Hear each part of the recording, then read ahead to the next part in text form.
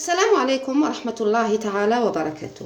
Donc la séance d'aujourd'hui va porter sur des travaux dirigés et donc on va résoudre dans cette séance l'exercice numéro 7 de la série numéro 1 qui vous a été remise. Alors, cet exercice porte sur la détermination des générateurs de Thevenin et de Norton de 3 circuits qui sont de nature active. Donc, on commence par le premier circuit qui est représenté ici. Donc, on nous demande de déterminer les éléments du générateur de Thevenin, à savoir sa FEM et sa résistance interne RTH, et les éléments du générateur de Norton, c'est-à-dire le débit de Norton et la résistance de Norton. Et enfin, on nous demande de vérifier l'équivalence entre les deux générateurs. Alors, on va commencer par la détermination des éléments du générateur de Thevenin. Donc, on commence par le calcul de sa FEM. Donc, calcul de ETH. Qu'est-ce que c'est que ETH? ETH, on l'a vu en cours, c'est la DDP du circuit à vide. Donc, pour la calculer, qu'est-ce qu'on fait? On déconnecte la charge. D'accord? On déconnecte la charge. Et on la remplace donc par un circuit ouvert et la DDP à ces bornes serait égale à E de TH. N'est-ce pas? Maintenant, avant de commencer à écrire nos équations, on va repérer les différents courants dans le circuit et est-ce qu'on a des simplifications à faire? Alors, qu'est-ce qu'on remarque? Déjà, le fait d'avoir déconnecté la charge, qu'est-ce que ça fait? Ça fait que le courant en sortie va être égal à 0. N'est-ce pas? Parce qu'on a dit à plusieurs reprises, le courant dans une charge infinie, il est égal à 0 parce que la charge, il y a une très grande résistance. Donc, il ne peut pas y avoir de courant dans une très très grande résistance. Tout le courant qui provient de GV va parcourir la résistance R3. Maintenant, on vient au milieu du circuit. On a une DDPV qui est prise entre les points A et B. D'accord? Et là, c'est un circuit ouvert. On n'a aucun élément entre les points A et B. Nous avons une DDP entre deux points à vide. D'accord? Et donc, comme je viens de le dire, le courant qui va provenir de E, du générateur, il va tout simplement passer directement dans R1, puisque là, c'est un circuit ouvert. Donc, je vais mettre comme ça. Je vais mettre ici une flèche qui va vers ce point. Elle va donner un courant nul. Et idem pour GV, il n'y a aucun courant qui va passer ici. Voilà. Et donc qu'est-ce que j'ai? J'ai la DDP V, elle va être entre V1 et VB. Donc V, c'est VA moins VB. Maintenant, on va commencer à écrire nos équations. Un conseil, lorsque vous devez déterminer la FEM de Thevenin, la première équation que vous allez écrire la définition de E de Thevenin. D'accord? Donc, vous allez en sortie, parce que c'est là où vous avez apporté des modifications physiques, et on va écrire ce que c'est que E de Thevenin. Donc, V0 égale à ETH égale à quoi?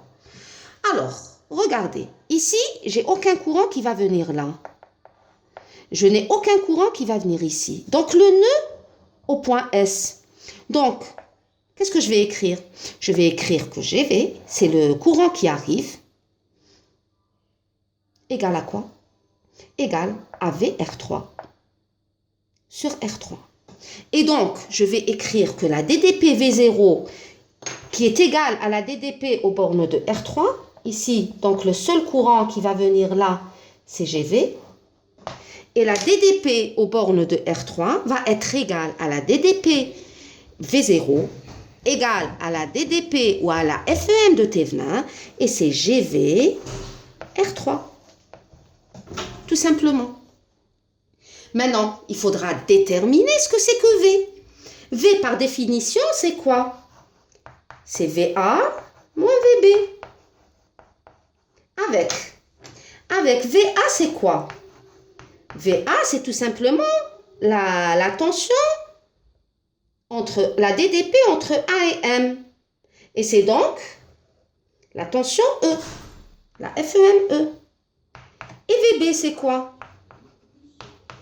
VB, c'est tout simplement la DDP entre B et M, que je retrouve ici, que je retrouve aux bornes de R3, que je retrouve entre S et M. Et c'est aussi la DDP de Thévenin. Donc, VB, c'est tout simplement E de Thévenin. Et donc, de là, je vais écrire que V, qui est égal donc à E moins ETH, voilà, ce V, que je vais entourer, je vais l'injecter dans cette expression. Et je vais avoir donc V0 égale à G R3 E moins ETH. D'accord? Et ce V0, bon, au lieu d'écrire V0, je vais écrire ETH.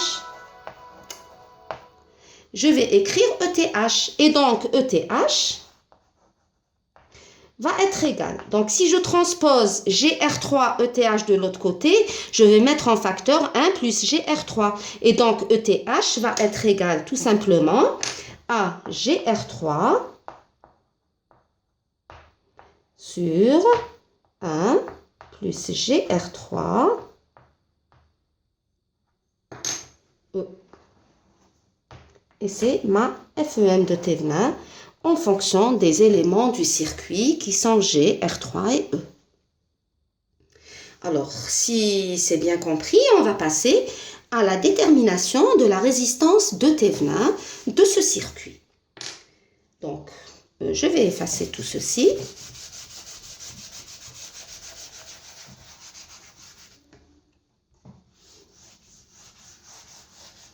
On efface toutes les modifications qu'on a apportées sur ça. Donc, j'enlève ceci. Quoique ça reste valable, mais bon, je vais l'enlever. J'enlève ça. J'enlève le fait que le courant GV circule dans R3. Et j'enlève ceci, je remets la charge. Hein?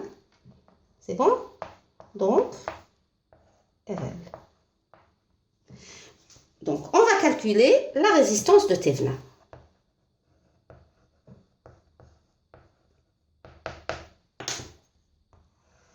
Pour déterminer la résistance de Thévenin, qu'est-ce qu'on a vu en cours? On a vu que pour déterminer R de Thévenin, qu'est-ce que je dois faire? Je dois déconnecter la charge et la remplacer par un couple UI. Et le rapport U sur I va déterminer la résistance de Thévenin. Donc ici, je lève la charge et je mets un couple UI. Et je vais en entrée, je vais neutraliser les sources indépendantes. Alors, combien de sources indépendantes avons-nous ici? On a une source indépendante, c'est une source de tension idéale parce qu'il n'y a aucune résistance qui lui est en série. Et donc, comment je la neutralise? Je remplace la FEM, je la remplace par un court-circuit. Ainsi. Et la résistance de Thévenin va tout simplement être égale à U sur I.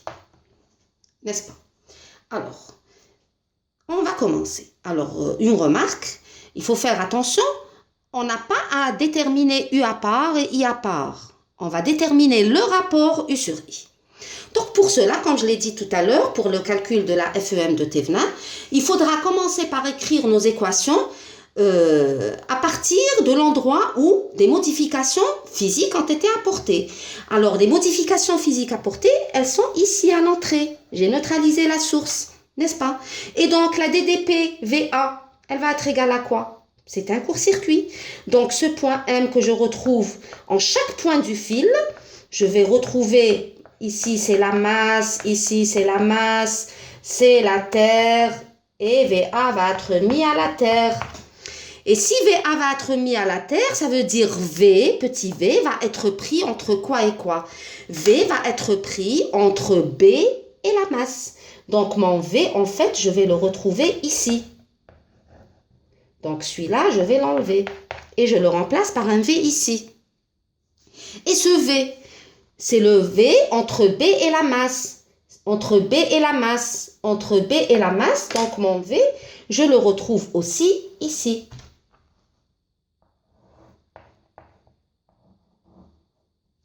Voilà. Et donc, si je veux écrire ce que c'est que U, je compare U à V, je vais avoir que U égale à moins V. U égale à moins V, n'est-ce pas? Maintenant, qu'est-ce que c'est que V? Comment je vais le déterminer? Je vais revenir ici, je vois que V est la DDP aux bornes de R3. Pour déterminer la DDP aux bornes de R3, on va devoir appliquer la loi d'Ohm. Et pour pouvoir appliquer la loi d'Ohm, bien entendu, il faudra connaître le courant qui circule dans R3. Le courant qui circule dans R3, il suffira d'écrire l'équation de ce nœud. J'écris l'équation de ce nœud et je vais avoir que le courant qui passe dans R3, donc ici j'ai un GV qui arrive et j'ai un I qui arrive. Donc le courant dans R3, c'est I plus GV. D'accord? Et donc, je vais écrire que U, c'est aussi la DDP aux bornes de R3. Et c'est donc R3, I plus GV. On voit que U est dans le sens opposé que le parcours du courant. Donc, c'est pour ça que je n'ai pas mis de signe moins. Et donc, si je fais l'égalité entre les deux, ceci va me donner que moins V égale à R3I, je développe, plus GV R3. D'accord? Et donc, V facteur de... Attendez. Donc, moins V. Ou bien, je ne remplace pas moins V, je remplace U. Hein, de préférence, je vais mettre U ici, qui est égal, donc U est égal à moins V, est égal à R3I plus GV. Et je remplace ce V, je le remplace par quoi? Je le remplace par moins U. Donc, si je transpose, je vais avoir U, facteur de 1 plus GR3 égale à R3I. Et de là, je tire directement, donc, la résistance de Thévenin va être égale à U sur I, qui va être égale à R3 sur 1 plus GR3. Voilà. Et donc là, c'est ma résistance de Thévenin du circuit étudié. On passe maintenant au calcul des éléments du générateur de Norton. Les éléments du générateur de Norton. Donc, on va commencer par le calcul du débit de Norton. Donc, le débit de Norton, c'est quoi? Donc, c'est le courant de court-circuit. Donc, comment allons-nous le déterminer? On va donc remplacer la charge par quoi? On va la remplacer par un court-circuit. Voilà. Et le débit de Norton, c'est le courant de court-circuit. Mais je l'ai dit en cours, j'ai insisté et je réinsiste ici. Le courant de Norton, il va du point de sortie à la terre et non pas le contraire. Donc, il va de haut en bas. Hein, faites très attention. Hein, ne prenez pas le IN de la masse vers le point de sortie.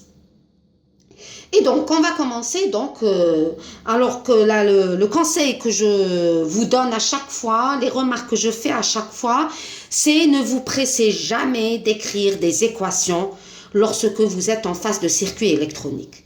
Parce que l'observation équivaut à la moitié de la solution de votre exercice. Donc, l'observation. Première des choses, ici, je vais voir, puisque j'ai court-circuité la sortie, quelles sont les modifications induites par ce court-circuit. Hein? Donc, le fait d'avoir remplacé RL par un fil veut dire que la DDP aux bornes de R3 est égale à 0. Et donc, on avait dit tout à l'heure que le courant ici était nul. Rien n'a changé pour V. V est toujours entre deux points à vide. Donc, ce qui a été dit tout à l'heure ici reste maintenu. N'est-ce pas? Et donc, le courant GV de la source contrôlée, ce courant GV, est-ce qu'il va passer dans R3? Bon, hormis le fait que la DDP soit égale à 0, ne raisonnez pas mathématiquement. On va raisonner du point de vue physique. Ici, j'ai un courant. Le seul courant qui provient de ce point qui arrive ici, c'est GV, du fait que I égale 0. Donc ici, c'est GV. Ce GV, il va circuler où? Est-ce qu'il va passer dans R3 ou est-ce qu'il va passer dans le fil? Bon, intuitivement, écoutez, l'être humain ou toute autre chose, on a toujours tendance à choisir les chemins les plus faciles.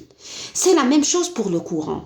Le courant, au lieu d'aller passer dans un élément R3 qui va lui faire résistance, il préfère passer dans un court-circuit qui présente une résistance égale à 0. Donc, le courant qui va passer dans R3, il est égal à 0. Mathématiquement, on le voit puisque la DDP elle est nulle. R3I égale à 0, donc I est automatiquement égal à 0. Mais je voudrais que vous arriviez intuitivement à ces résultats. Donc, le courant qui passe dans R3 est nul. Donc, le GV, il va se retrouver directement dans le court-circuit. Et donc, j'écrirai tout simplement que mon ICC est égal à GV. Alors attention, j'ai mis ici GV et j'ai mis deux flèches sur un même fil. N'allez surtout pas me mettre que IN est égal à GV plus ICC. Donc GV, c'est le même que ICC. Donc IN, c'est GV. Maintenant, qu'est-ce que c'est que V? Il faudra qu'on le détermine comme tout à l'heure. V, tout simplement, c'est VA moins VB, comme tout à l'heure. C'est VA moins VB. Bon, je répète, la répétition, c'est des fois l'art de la pédagogie. Donc, VA, c'est quoi? C'est petit e. Mais cette fois-ci, VB. VB, c'est quoi? C'est la DDP entre B et la masse. C'est la DDP entre S et la masse. Et c'est la DDP au bord du court-circuit. Et donc, VB égale à quoi, d'après vous? Égale tout simplement à 0. Et à ce moment-là, mon V serait égal à petit e. Et mon gentil IN ou ICC est tout simplement égal à G fois E. Et c'est l'expression de mon courant de court-circuit. D'accord? Alors, on avait vu en cours que la résistance de Thevenin était identique à la résistance de Norton. C'est tout à fait normal, c'est le même circuit. On apporte les mêmes modifications. Donc, on va trouver la même chose. Alors, Rn, on la calcule exactement de la même manière que la résistance de Thevenin. Et donc, je retrouve Rn égale à R Thevenin. Donc, R Thevenin, je l'écris ici. C'est pas la peine de répéter à chaque fois. Donc, R Thevenin égale à Rn. Hein, ça a été vu en cours. Maintenant, pour démontrer l'équivalence entre les deux générateurs trouvés. Hein? On va montrer l'équivalence entre les deux générateurs. Donc, je vais effacer. D'accord? J'efface et on réécrit les équations qu'on a trouvées. Donc, j'efface ici. On n'en a plus besoin. Hein? Le circuit, on n'en a plus besoin. On a trouvé que E Thevenin égale R Thevenin égale. Et on va devoir retrouver le courant de Norton. Alors, E Thevenin, on avait trouvé que c'était GR3 sur 1 plus GR3 E. Alors, R Thevenin, qu'est-ce qu'on a trouvé? On a trouvé que R Thevenin était égal à R3 sur 1 plus GR3. Donc, si je veux faire l'équivalence, bon, R Thevenin, elle est égale à Rn. Hein, c'est là, on n'a rien à faire. C'est la résistance de Norton. Alors, pour vérifier l'équivalence, il faudra que le rapport E Thevenin sur R Thevenin soit égal à une grandeur qu'on connaît. Donc, on ne va pas trop spéculer. On va tout simplement remplacer. Donc, je vais avoir GR3 sur 1 plus GR3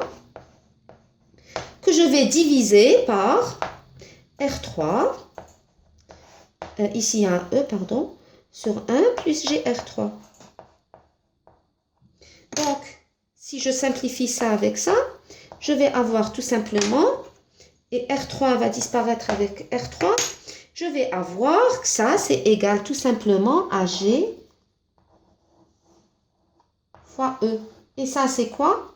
C'est tout simplement le courant de Norton. Et de là, l'équivalence entre les deux générateurs. Donc, on retrouve que IN, voilà, et donc E Thévenin sur R Thévenin égale tout simplement au courant de Norton. Et de là, l'équivalence entre les générateurs de Thévenin et de Norton. Voilà. Ainsi, donc, on a terminé avec le circuit numéro 1 de cet exercice. Donc, on va passer tout de suite à la résolution du circuit numéro 2 du même exercice numéro 7. Donc, le circuit est représenté sur cette figure. Alors, on revient un peu en arrière. On avait traité ce circuit lorsqu'on a fait donc l'équivalence entre générateur courant, générateur tension. Donc, je crois que c'est l'exercice 5 de la même série. Si j'ai bonne mémoire, c'est l'exercice numéro 5. Bon, peu importe. On va déterminer, donc, comme on a fait pour le circuit 1, les éléments du générateur de Thévenin dans une première étape, ceux du générateur de Norton dans une seconde étape. Et enfin, on va confirmer donc l'équivalence entre les deux générateurs. Alors, sans plus tarder, on commence par le calcul de la FEM de Thévenin. Donc, pour calculer la FEM de Thévenin, qu'est-ce que je dois faire? Je dois donc remplacer la charge RL par un circuit ouvert. V0 va être égal à E de Thévenin. Donc, je peux le mettre ici. Je fais tendre RL vers l'infini. Et donc, E de Thévenin serait égal à V0. D'accord? Alors, maintenant, avant de commencer à écrire n'importe quelle équation, comme je vous l'ai toujours dit, l'observation représente la moitié de la solution d'un exercice en électronique. Alors, le fait d'avoir ouvert le circuit ici va me donner un courant égal à 0 qui va en sortie. Entre A et B, je remarque que j'ai une DDPV entre deux points qui sont à vide. Donc, le courant qui va venir là, il va aussi être égal à 0, comme tout à l'heure, c'est la même configuration. Et le courant ici, il va être égal à 0. D'accord? Donc, on va commencer par écrire ce que c'est que E de Thévenin. V0, comme on l'a dit tout à l'heure, donc V0, c'est la tension E de Thévenin, et c'est quoi? Je vous avais dit tout à l'heure qu'on commence par écrire E de Thévenin, et on va donc de droite à gauche. Alors, le fait d'avoir un courant égal à 0 ici, qu'est-ce que ça veut dire? Écoutez, regardez, on a un courant nul là, et un autre courant nul ici. Donc, il n'y a aucun courant qui va provenir de là. OK? Et donc, le fait qu'il y ait un courant égal à 0 ici, donc il y a le seul courant qui va passer dans R1, c'est le courant qui provient de E. Donc, je l'appelle IG par exemple. C'est le seul courant. Mais est-ce qu'il va passer par là? C'est pas possible. Pourquoi? Parce que là, c'est un circuit ouvert. Le générateur, quand il délivre un courant, il a une condition, c'est que le courant doit lui revenir. Donc, le courant délivré par E va passer dans RG, dans R1, et il va circuler que dans cette maille. Donc, il n'y a aucun courant qui va venir ici. Et il n'y a aucun courant qui va venir de là, puisque c'est un circuit ouvert.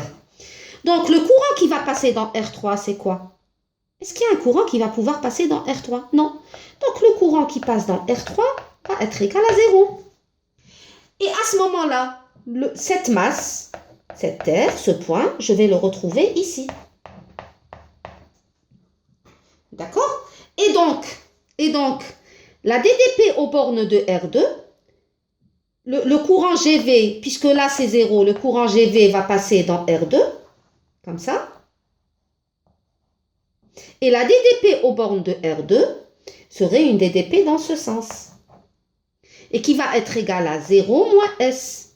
Donc, je vais tout simplement avoir que E de Thévenin va être égal à quoi? Puisque E de Thévenin, c'est VS. D'accord? C'est VSM 0. Et je sais que 0 moins E de Thévenin, ça représente quoi? 0 moins E de Thévenin, ça représente la DDP aux bornes de R2.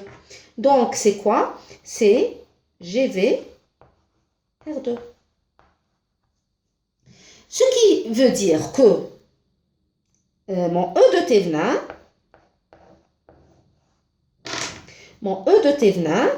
serait tout simplement égal à quoi?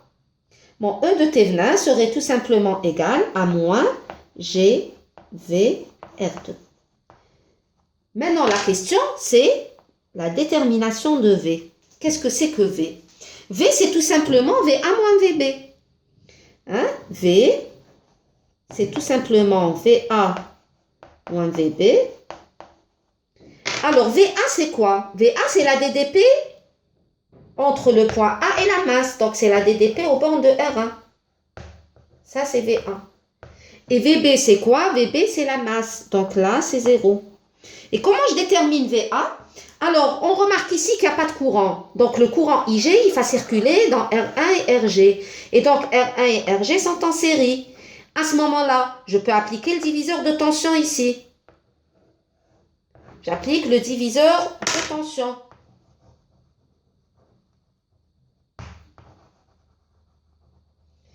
Si j'applique le diviseur de tension, je vais avoir VA égale à quoi? Égale à R1 sur R1 plus RG fois E. Donc, V1, c'est R1 sur R1 plus RG fois E. Et donc, V, c'est tout simplement R1, je l'écris en couleurs différentes, sur R1 plus RG fois E. Donc, ça, c'est V. Et je remplace, je trouve mon E de Thévenin. Donc, E de Thévenin serait égal à moins G R1 R2 sur R1 plus RG fois E. Voilà. Donc ça, c'est mon E de Thévenin.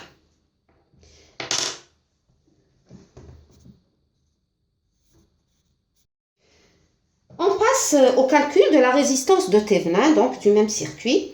Alors, comme tout à l'heure, pour calculer R de Thévenin, qu'est-ce qu'on fait? Donc, on déconnecte la charge, on la remplace par quoi? Cette fois-ci, non pas par un circuit ouvert ou autre, mais on la remplacerait par un couple UI.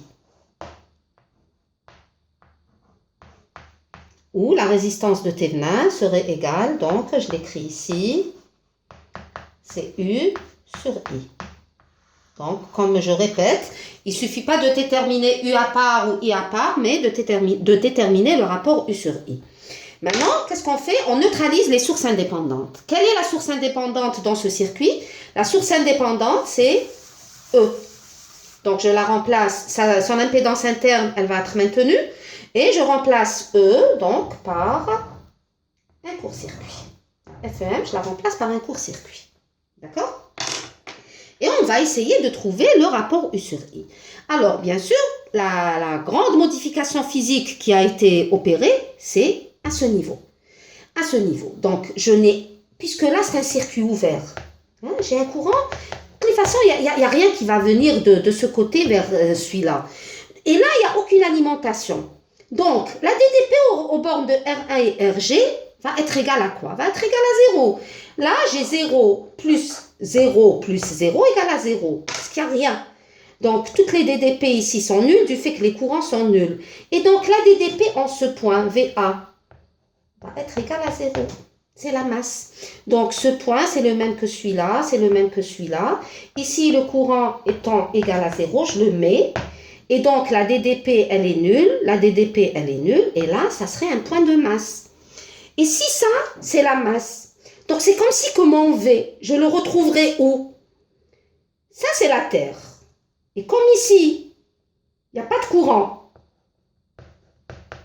Donc, la DDP, ici, elle est nulle. Donc, si ça, c'est la Terre, C'est comme, je peux représenter V entre le point B et la Terre qui est ici. Donc mon V, je peux le retrouver ici. Et là, je vais l'enlever. Voilà. Et à ce moment-là, on va voir mon courant I. Mon courant I, il va parcourir, donc, il va passer où? J'ai un courant I, donc ici j'ai un nœud. Une partie, c'est GV, et l'autre partie, donc ce courant, ça serait quoi? Ça serait I moins GV. D'accord? Et à la sortie du nœud, puisqu'il n'y a rien qui va passer là, donc je vais retrouver quoi ici? Le courant qui passe dans R3, ça serait quoi? Les deux courants GV plus I moins GV vont se retrouver au niveau de ce nœud, et là, je vais retrouver mon grand I. D'accord? Et donc, si j'écris, maintenant, on a repéré les différents courants dans les différentes branches et les DDP au bord de chaque branche.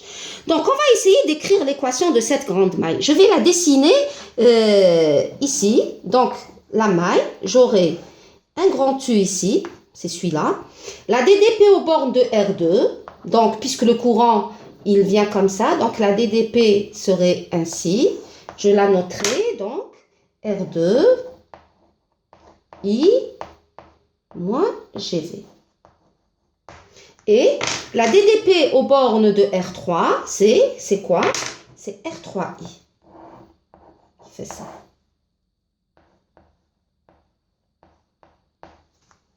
D'accord? Donc, si j'écris l'équation de cette maille, je vais avoir R3I plus R2. Bien sûr, je prends un sens de rotation comme ça, comme on l'a vu déjà. Donc, R2I moins GV égale à quoi? Égale à 30. Ou bien moins U égale à 0. C'est kiff-kiff, c'est la même chose. Maintenant, j'ai I, j'ai U. L'intrus, c'est quoi? C'est V. Il suffira de voir ce que c'est que V. Si je reviens sur ce montage, V, c'est quoi? Regardez, V et I sont dans le même sens. Si j'applique la loi d'Ohm aux bornes de R3, je vais avoir V égale à quoi? Égale à moins R3I. Donc, il suffira de remplacer V ici par moins R3I et j'aurai une relation entre U et I. Donc, je vais avoir, si je remplace R3, cette craie n'est pas bonne. Donc, R3I plus R2I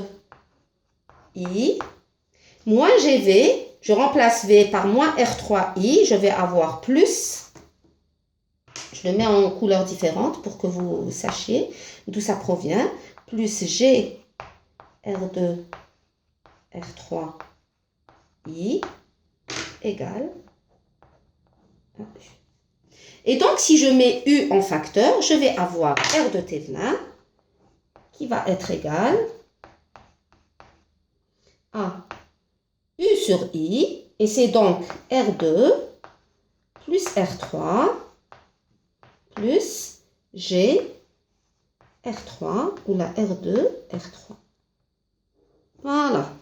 Et voici ma résistance de Thévenin qui représente le rapport U sur I. Là, quand je factorise, je mets I en facteur. J'aurai R3 plus R2 plus GR2 R3. Donc, c'est kiff-kiff, c'est R2 plus R3 plus GR2 R3. Donc, ainsi, on a déterminé la résistance de Thévenin de notre circuit. Si on passe maintenant à la détermination des éléments du générateur de Norton, on l'avait dit tout à l'heure, on l'avait dit en cours que la méthode de détermination de la résistance de Norton, elle est identique à la résistance de Thévenin. Ce qui fait qu'on va retrouver la même chose vu que c'est les mêmes circuits. Donc la résistance de Norton est automatiquement égale à la résistance de Thévenin. On ne va pas refaire le calcul. On passe donc sans plus tarder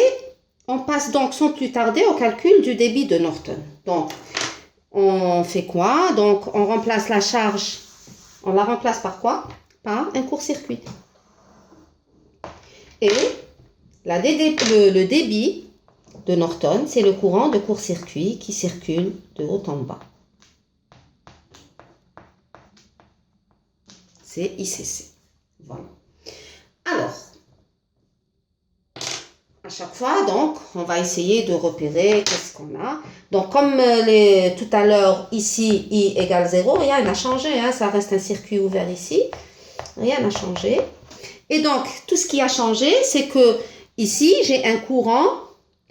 Le courant ici, c'est IN comme ça. Voilà. IN.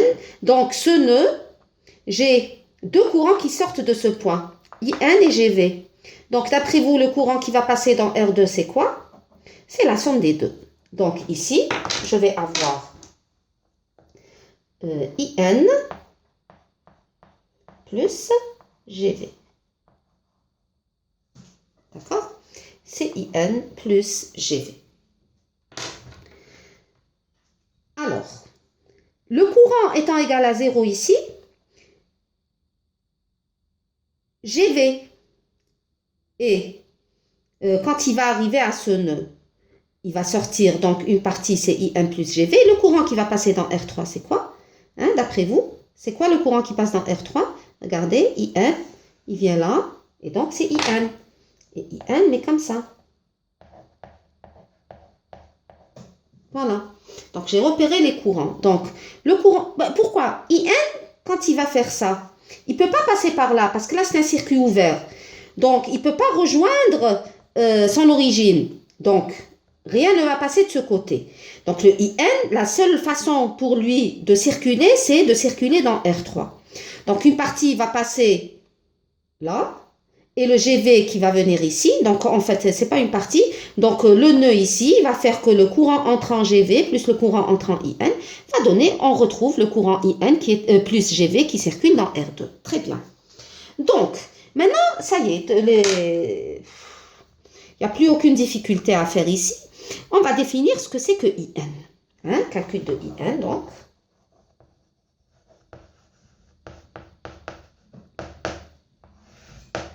IN, c'est quoi? Donc, on va essayer, on peut écrire l'équation de cette maille de sortie. Qu'est-ce que j'ai? J'ai un court-circuit. Hein? J'ai une DDP aux bornes de R2, le courant étant dans ce sens, la DDP est dans le sens contraire. Donc ici, c'est comme si j'ai une DDP, R2, je fais une représentation vectorielle parce que c'est très simple. Enfin, c'est pour vous expliquer seulement, hein? C'est pas la peine de l'écrire sur une feuille d'examen ou là sur vos cahiers. Mais là, c'est seulement pour vous faciliter la compréhension. Et là, si j'applique la loi d'Ohm, le courant étant dans ce sens, la DDP va dans le sens contraire pour éviter le signe moins, on l'a dit à maintes reprises. Donc ici, c'est R3 IN. Et là, donc, j'ai ceci. Alors, si j'écris cette équation, l'équation de cette maille, je vais avoir R3 IN plus R2 IN plus GV égale à quoi? Égale à 0. Alors, nous, qu'est-ce qui nous importe? Qu'est-ce qu'on recherche? On recherche IN. Mais j'ai une intrus ici. Les intrus, c'est V. V serait égal à quoi? Alors, V serait égal à quoi? V, c'est tout simplement la DDP entre les points A et B. N'est-ce pas? V, c'est la DDP entre les points A et B. Donc, il suffira de trouver l'expression donc de V. Alors, j'écris ce que c'est que VA. VA, c'est tout simplement, comme tout à l'heure, j'ai un diviseur de tension ici, puisqu'il n'y a aucun courant qui va venir là. Et donc, R1 et R2 sont placés en série. Et la DDP VA, je la trouve par l'application du diviseur de tension à ce niveau. Donc, VA serait égal à R1 sur R1 plus RG fois E. Ça, c'est VA. Et VB. VB serait égal à quoi? VB, c'est simple. C'est la DDP entre le point B et la masse. Et on voit très bien que la DDP entre le point B et la masse, je la retrouve au bord de R3. Mais IN et VB sont dans le même sens. Donc, VB serait égal à quoi? Serait égal à moins R3 IN. Vous vous rappelez quand on a fait la convention du signe? Alors, je mets ici en couleurs différentes pour que ça vous marque. D'accord? Donc, si je trouve V dans ce sens, donc si je trouve V, V serait égal à quoi? Serait égal à R1 sur R1 plus RG moins VB, donc plus moins R3IN. Allez, je vous détaille pour ne pas que vous perdiez. Et donc, moi avec moi, ça va me donner un signe plus, donc que j'efface. Et je vais le mettre directement ici, plus. D'accord? Et donc, je vais injecter ce V. Pardon, ici, j'ai oublié un E. Je vais injecter ce V dans cette expression. Hein? OK? Donc, on efface. On est obligé d'effacer, il n'y a plus d'espace. Donc, je vais laisser cette... bon, je peux effacer le schéma, on n'en a plus besoin normalement. Hein? J'efface le schéma et j'écris à la place.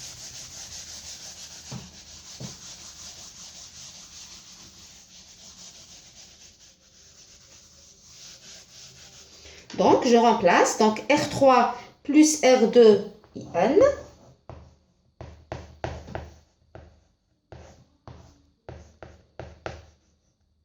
Plus GR2 V, c'est quoi? Donc, je le remplace par son expression. Je la mets en couleur différente.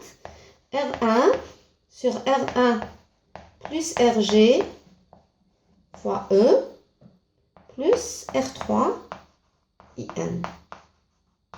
Ceci égale à quoi? Ceci égale à 0. Donc, si je transpose, donc je mets tout là où il y a IN de côté et je transpose le reste de l'autre côté. Je vais avoir donc que R3 plus R2 plus G R2 R3 IN. Ceci serait égal à quoi? Serait égal à G R1 R2 sur R1 plus RG fois E. Et de là, je peux tirer mon IN directement en fonction des éléments du circuit. Et donc, l'expression de IN serait, donc je peux effacer ici, on n'en a plus besoin.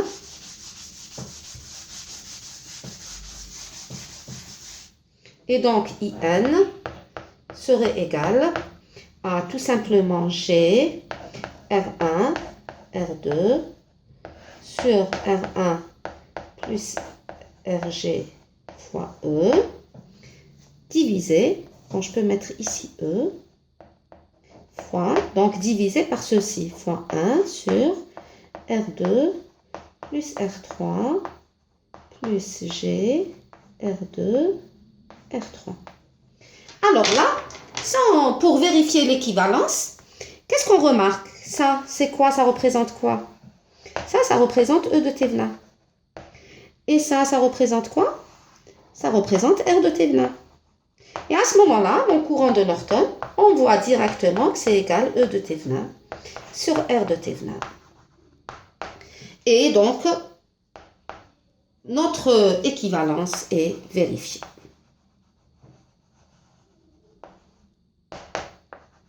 Alors ici, vous avez remarqué, je n'ai pas fait d'application numérique, que ce soit dans le premier circuit ou le deuxième.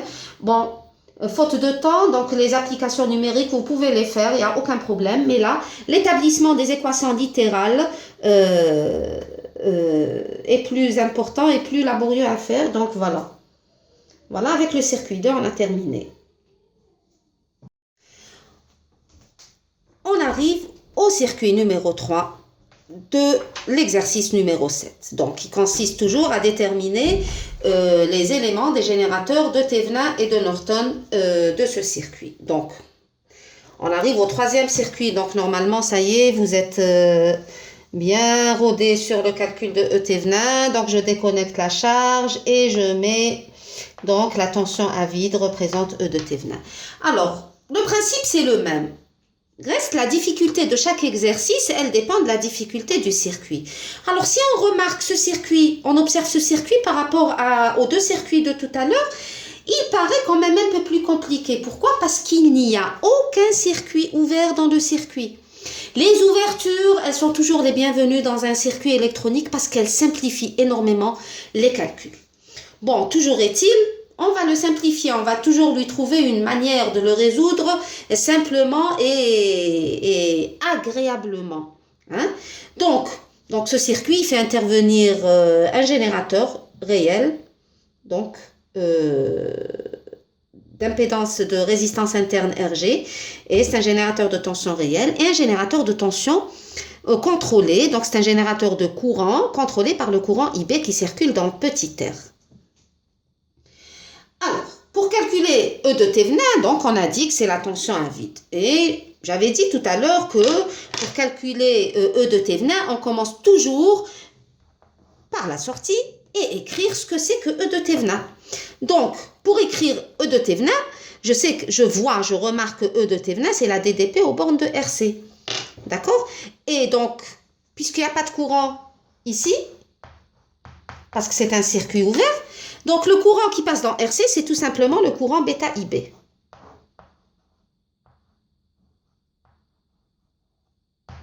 C'est le courant bêta IB. Donc, E de Thévenin, c'est quoi?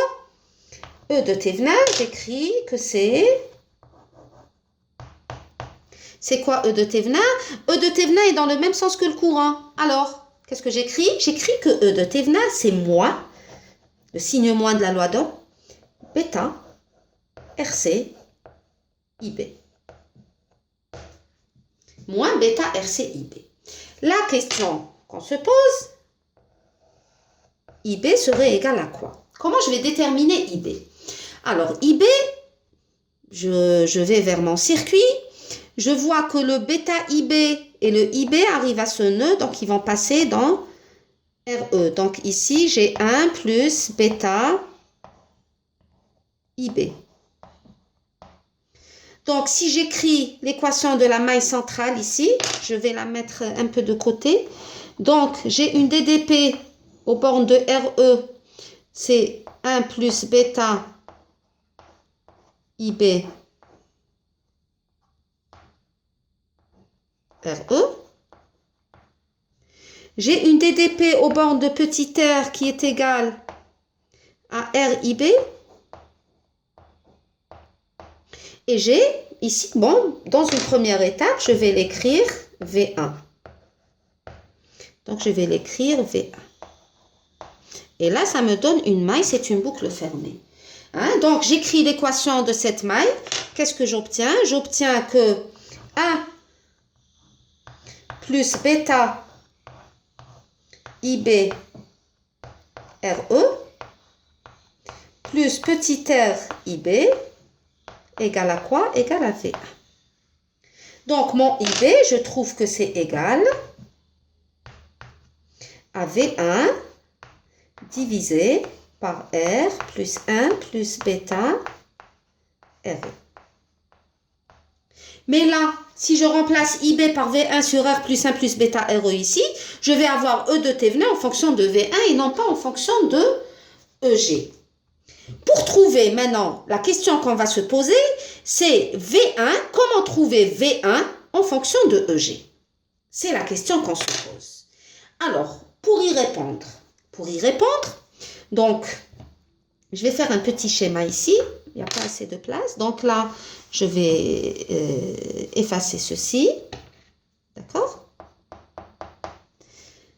Et je vais donc prendre que cette partie. Ou plutôt, je vais effacer carrément tout ça. J'en ai plus besoin. Donc, détermination de V1. V1, j'écris ici, serait égal à quoi? Alors, j'efface et mon V1, c'est la DDP à ce niveau. D'accord? Mais attention, R1 et RG ne sont pas placés en série, hein? Donc, il y a la suite, je la mets en pointillé, comme ça. C'est seulement pour avoir de l'espace que j'ai effacé la suite du circuit. Donc, pour trouver V1 en fonction de EG, faites très attention, le diviseur de tension n'est pas applicable. V1 n'est pas égal à R1 sur R1 plus RG, EG. Tout simplement parce que RG et R1, dans ce cas, elles ne sont pas placées en série parce qu'il y a un courant ici qui est différent de 0 qui va circuler dans l'autre partie du circuit. Donc, qu'est-ce que je dois faire pour trouver V1 en fonction de EG? Je suis obligée de passer par l'équivalence générateur de tension, générateur de courant. Donc, si je remplace le générateur, ce générateur EG-RG, je le remplace par son équivalent en courant, ceci va me donner quelque chose comme ça.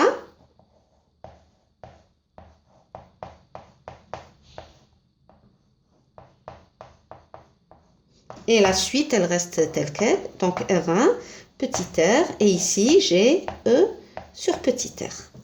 Et ensuite, je reviens au générateur de tension. Donc, ces deux résistances, elles sont placées en parallèle. Mais si on voit les valeurs numériques de ces résistances, hein, on remarque que RG, c'était RG, c'est pas R, pardon. Donc ici, c'est RG. RG est très petite devant R1. Et quand j'ai une grande résistance en parallèle avec une toute petite résistance par rapport à elle, qu'est-ce qui va l'emporter? C'est bien sûr la petite résistance. Donc, ces deux résistances qui sont placées en parallèle, elles peuvent être remplacées facilement par quoi? Par la plus petite. Donc ici, ça serait RG. D'accord? Ça serait RG. Et à ce moment-là, je pourrais maintenant revenir au générateur de tension. Donc, là, c'est comme si que j'ai... Regardez, j'efface. Donc, c'est comme si que j'ai un générateur de courant ici avec une résistance RG. Et là, qu'est-ce que j'ai? J'ai EG sur petit RG. Ici, bien sûr, c'est RG. D'accord? Et donc là, je reviens, je remonte à un autre générateur de tension, donc qui va me donner quelque chose comme ça.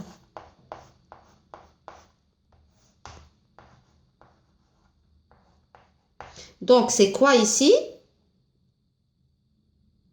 C'est, je retrouve EG carrément. Puisque RG fois EG sur RG va me redonner RG. Et là, c'est la suite du circuit. Hein. Donc là, je retrouve mon V1. D'accord? Là, je retrouve mon V1. Et donc, avec ce schéma, avec ce schéma, si je le remplace, je vais effacer ici. Donc, je remets en place, je reprends mon schéma initial avec cette simplification. Donc, qu'est-ce que j'ai?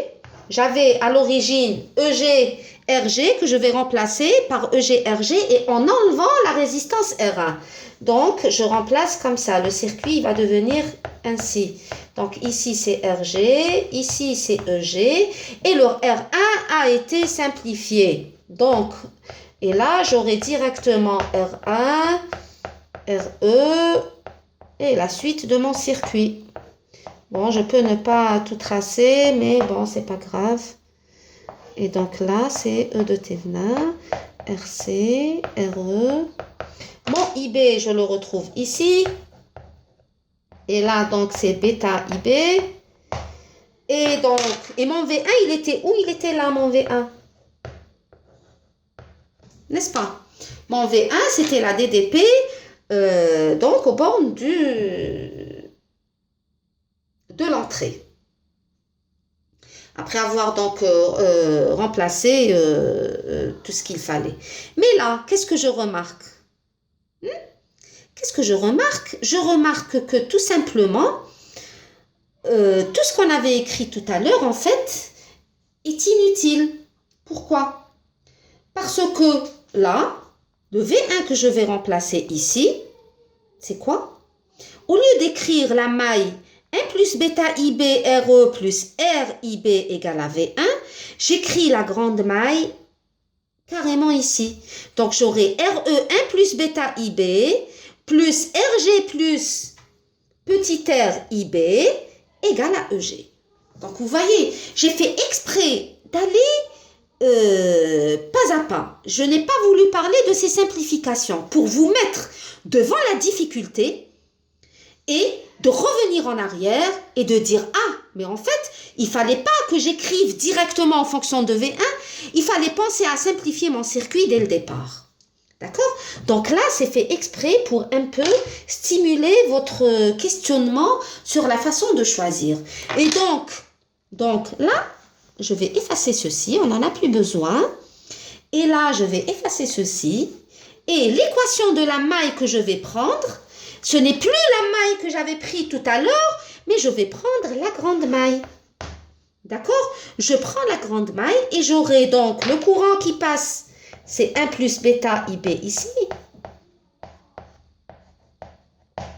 D'accord? Et là, j'ai une DDP, donc je reprends le schéma. Donc, j'ai 1 plus bêta IB RE. Et j'ai là, au lieu d'avoir RIB tout seul, j'aurai R plus RG IB. Et là, j'aurai mon EG directement. Donc si j'écris l'équation de ma maille, cette fois-ci, je vais avoir 1 plus bêta IB plus RE, pardon, plus R plus RG IB égale à EG. Et donc, mon IB, je vais l'avoir directement en fonction de EG cette fois-ci. J'aurai plus besoin de déterminer, donc, V1 à part.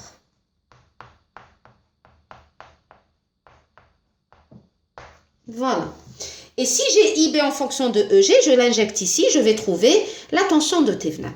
Juste un mot, avant de remplacer, j'aurais pu garder V1 tel que, comme tout à l'heure, c'est-à-dire IB en fonction de V1 et déterminer V1 d'une certaine manière.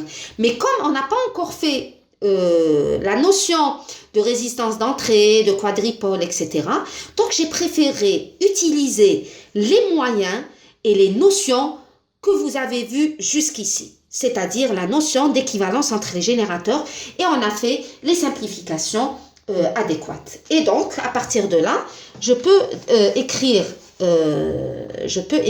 mon E de Thévenin. Je l'écris, E de Thévenin serait égal donc à moins bêta RC EG sur R plus RG plus 1 plus bêta RE. Ici, il y a un RE qui manque. Voilà. D'accord? Et donc, ça, c'est l'expression de mon impédance de Thévenin. Mon FEM de Thévenin, pardon. On va passer donc au calcul de R de Thévenin. Alors, pour ce faire, on va garder, donc, comme tout à l'heure, les simplifications. Donc, l'équivalence du générateur courant, générateur tension, générateur courant, elle est maintenue. Donc, j'ai remplacé le bloc qui était donné en fonction de EG, RG et R1, je l'ai remplacé tout simplement par le dernier résultat auquel on vient d'aboutir. Et donc, pour déterminer la résistance de Thévenin, comme d'habitude, j'enlève la charge. Je la remplace par le couple UI. Et R de Thévenin, bien sûr, c'est U sur I. D'accord? Et je neutralise les sources indépendantes. Donc, la seule source indépendante que j'ai ici, c'est EG-RG. Et comme c'est une source réelle, je remplace la FE1 par un court-circuit et je maintiens la résistance interne RG. D'accord? Et donc, on va essayer donc d'écrire ce que c'est que le rapport U sur I. Alors, on va essayer donc d'écrire l'équation de cette maille. Hein, si on écrit l'équation de la maille 1, regardez,